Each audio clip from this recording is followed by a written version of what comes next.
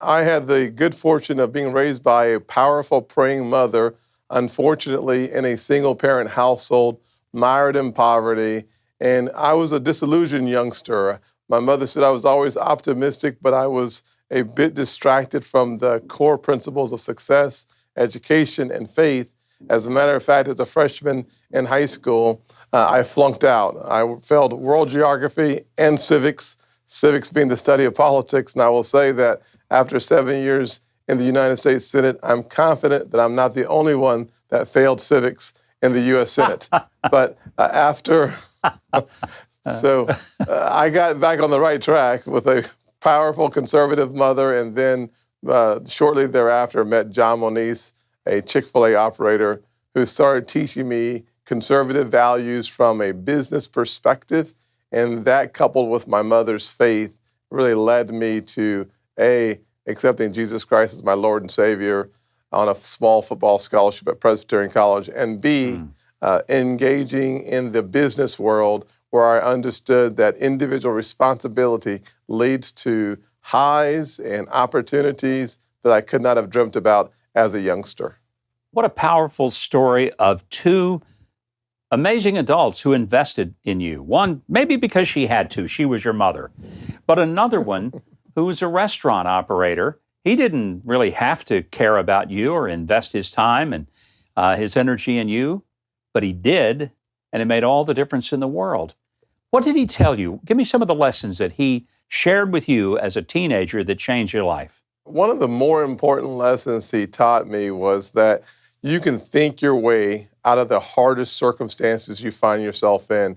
And he said that thinking starts with a critical analysis of who you are. And one of those important lessons I learned along the way was that if I were to take responsibility for my life, don't blame your mother, he said, because she's working 16 hours a day, nor your father because he's not around.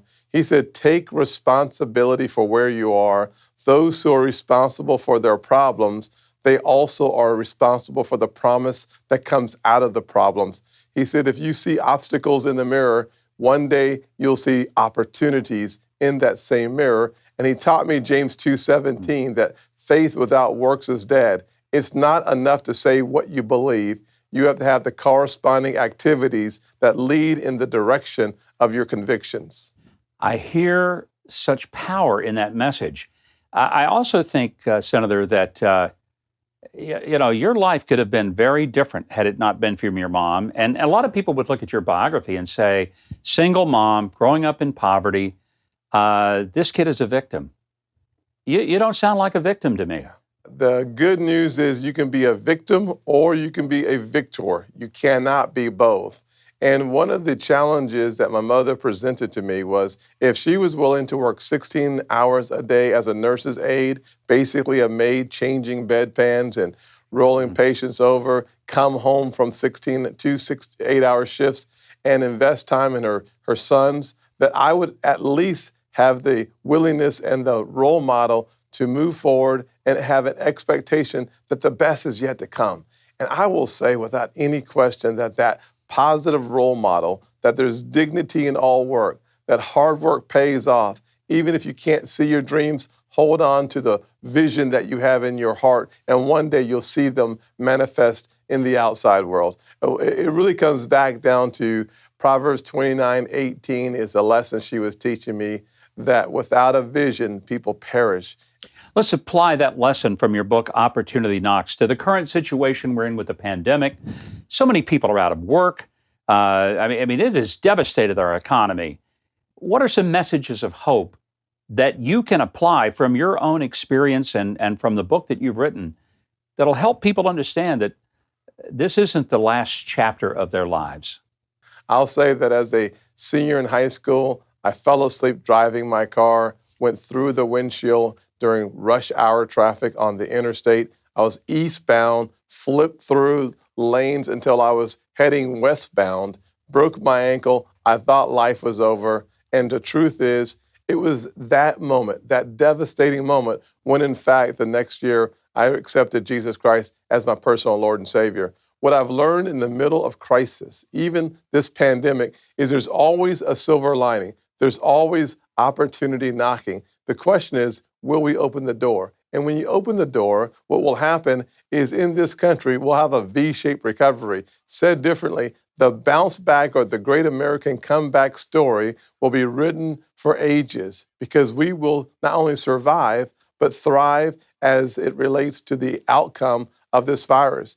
If we take advantage of it, our nation will be better because of the coronavirus, and we will certainly defeat this invisible enemy. Final question, Senator.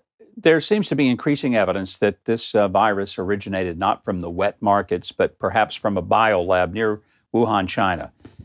Do you think the United States will have the courage to stand up and say, China, we are going to hold you accountable and responsible for what you have unleashed on the world? 100%. Watching President Trump tackle this issue, watching the evidence mount that this started in a lab and not in a wet market is being signaled from our Justice Department to our Commerce Department, our intelligence community, all on the same game, working towards the same results. I think we are going to have a very different relationship with China as we come out of COVID-19 than we had going into it, and it will be for the better. The world needs to know the nefarious behavior of the Chinese as it relates to this lab, perhaps as well as the overall impact that this devastating virus has had economically, but more importantly, the loss of lives globally.